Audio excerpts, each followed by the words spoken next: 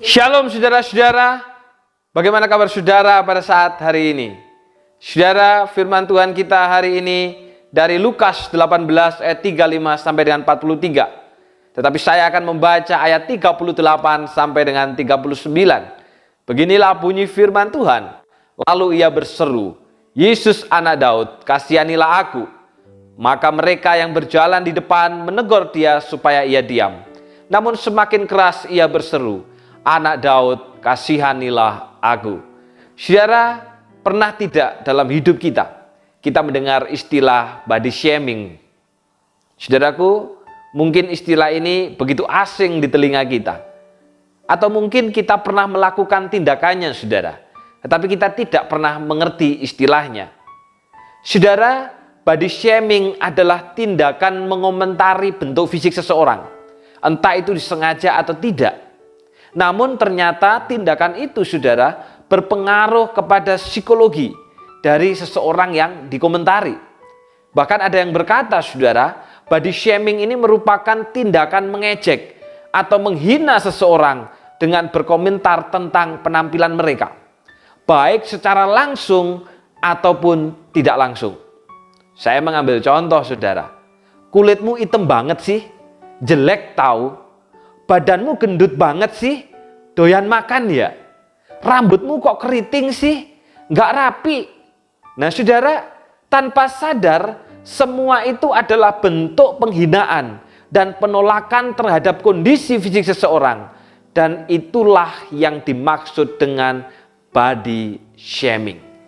Mengomentari seseorang berdasarkan fisiknya, berdasarkan penampilannya, dan ternyata itu sangat menjatuhkan orang yang kita komentari. Saudara, ketika Yesus dan murid-muridnya sedang dalam perjalanan ke Yeriko, tiba-tiba seorang buta yang bernama Bartimeus berseru-seru memohon belas kasihan Yesus. Bartimeus yang mendengar kisah tentang Yesus, saudara, tidak mau melewatkan kesempatan emas yang ada di hadapannya. Setelah ia tahu bahwa para muridnya bersama dengan Yesus akan lewat, Bartimeus ini berseru, Yesus anak Daud, kasihanilah aku. Saudara, ini seruan dari Bartimeus pada waktu itu. Harapannya, saudara, dengan seruan ini akan menimbulkan belas kasihan dari banyak orang yang saat itu sedang mengikut Yesus, sehingga memberikan jalan bagi Bartimeus untuk bertemu dengan Yesus. Namun saudara, ternyata orang banyak yang mengikut Yesus tidak memberikan kesempatan bagi Bartimeus untuk berjumpa dengan Yesus. Sebaliknya, saudara, dalam Lukas 18 ayat 39, orang-orang itu menegur Bartimeus supaya diam. Bahkan dalam terjemahan lain, saudara, orang-orang itu memarahi Bartimeus dan menyuruh dia untuk diam, saudara. Nah, saudara, mengapa orang-orang itu justru memarahi dan menyuruh Bartimeus yang buta itu untuk diam? Bukankah dia adalah orang yang sangat membutuhkan belas kasihan Tuhan?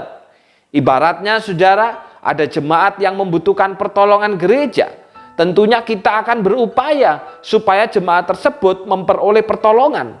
Namun, saudara, mengapa justru yang terjadi banyak orang memarahi Bartimeus? Nah, saudara, pada masa itu orang yang cacat, dalam hal ini buta, itu dianggap sebagai orang yang dihukum oleh Tuhan. Sehingga orang-orang yang demikian akan dikucilkan dari lingkungan masyarakat, bahkan tak jarang, saudara, dianggap najis oleh agama. Terlebih lagi, saudara, Bartimeus ini sudah buta, jadi pengemis lagi. Oleh karena keadaan inilah, saudara, atau oleh karena body shaming, orang-orang pada masa itu akhirnya memarahi dan menyuruh Bartimeus diam. Karena menganggap bahwa Bartimeus adalah orang yang berdosa dan tidak layak bertemu Tuhan. Saudara, mereka melakukan body shaming. Mereka mengukur Bartimeus berdasarkan fisiknya.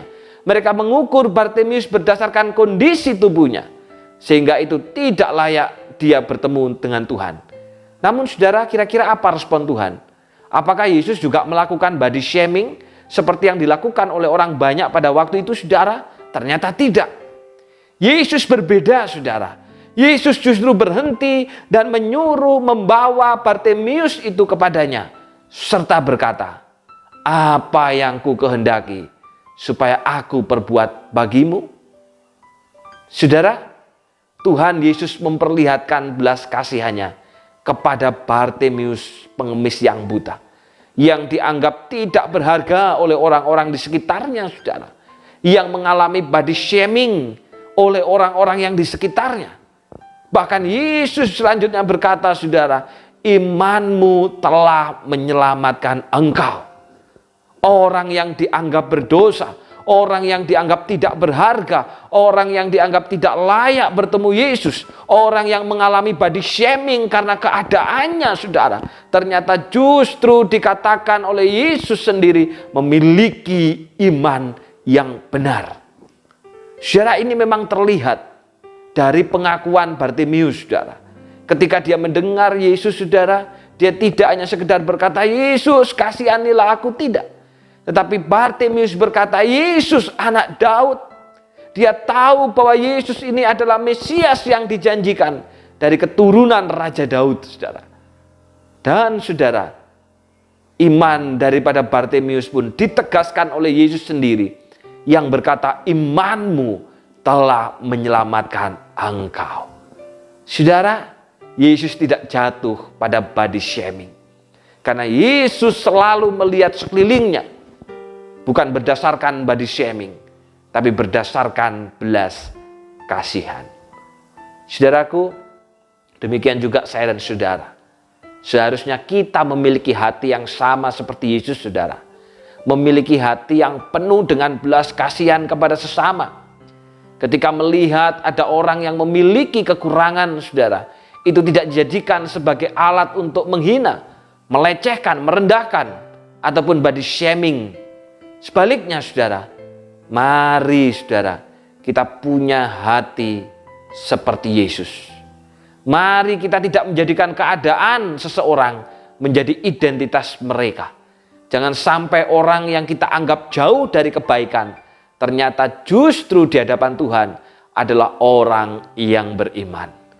Pandanglah sekelilingmu, saudara, dengan belas kasihan dan bukan berdasarkan keadaan. Maka kita akan memiliki hati seperti Tuhan, hati yang penuh belas kasihan. Tuhan memberkati. Berikan ku hati seperti hatimu, yang penuh dengan belas kasihan. Berikan ku mata seperti matamu, memandang tua yang di sekelilingku. Berikan ku tanganmu untuk melakukan tugasku. Berikan ku kakimu melangkah dalam rencanamu. Berikan ku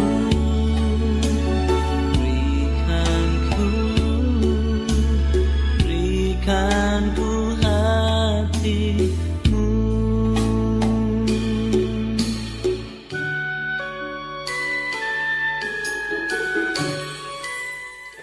Mari kita berdoa.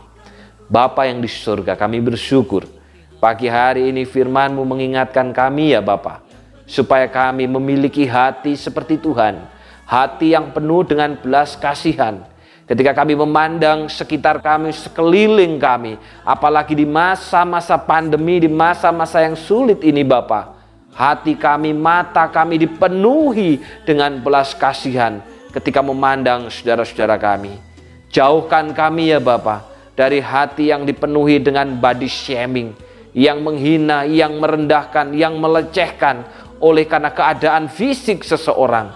Tetapi kami mau memiliki hati seperti Tuhan, yaitu hati yang penuh dengan belas kasihan. Hamba-Mu bersyukur, Bapa, apabila pada hari Senin 27 September kemarin telah diadakan ujian pendeta Gereja Kristus Tuhan. Terima kasih untuk 9 daripada calon pendeta yang telah mengikuti ujian ini. Engkau telah memimpin perjalanan mereka dari tempat masing-masing sampai ke kantor sinode. Engkau juga menyertai di dalam proses ujian ini Bapa, dan mereka akan kembali ke tempat masing-masing untuk melanjutkan segala aktivitas dan pelayanan mereka. Kiranya Tuhan tolong, biarlah melalui ujian ini Bapa, apa yang telah mereka tulis itu juga mereka menjadi bekal bagi pelayanan mereka. Dan ketika mereka diuji ini juga untuk semakin memantapkan pemahaman mereka sebagai seorang hamba Tuhan yang kembali kepada Alkitab. Tolonglah para calon pendeta ini Bapa, supaya mereka lurus di dalam kebenaran firman Tuhan. Demikian juga untuk Dewan Pendeta Penginjil yang telah mengadakan ujian ini Bapa bersama dengan tim penguji. Kiranya juga Tuhan menolong mereka, memberikan kesehatan dan kekuatan dalam segala pelayanannya. Dan biarlah kiranya segala sesuatu ini membuat gereja Kristus Tuhan makin bertumbuh dengan pesat. Demikian juga hamba-Mu mengingat Bapa untuk saudari kami, yaitu saudari Evelyn Edita, yang pada hari Minggu kemarin, tepatnya 26 September, telah bertambah usia di dalam Tuhan. Hamba-Mu doakan kiranya Engkau yang menolong Evelyn, supaya menjadi seorang pribadi yang terus takut akan Tuhan, terikat penuh dengan perjanjian yang telah diikrarkannya kepada Engkau. Demikian juga masa depannya, kehidupannya, kiranya Allah sendiri yang akan memelihara dan menyediakan masa depan yang terbaik kepadanya. Kami semua Bapa yang pada pagi hari ini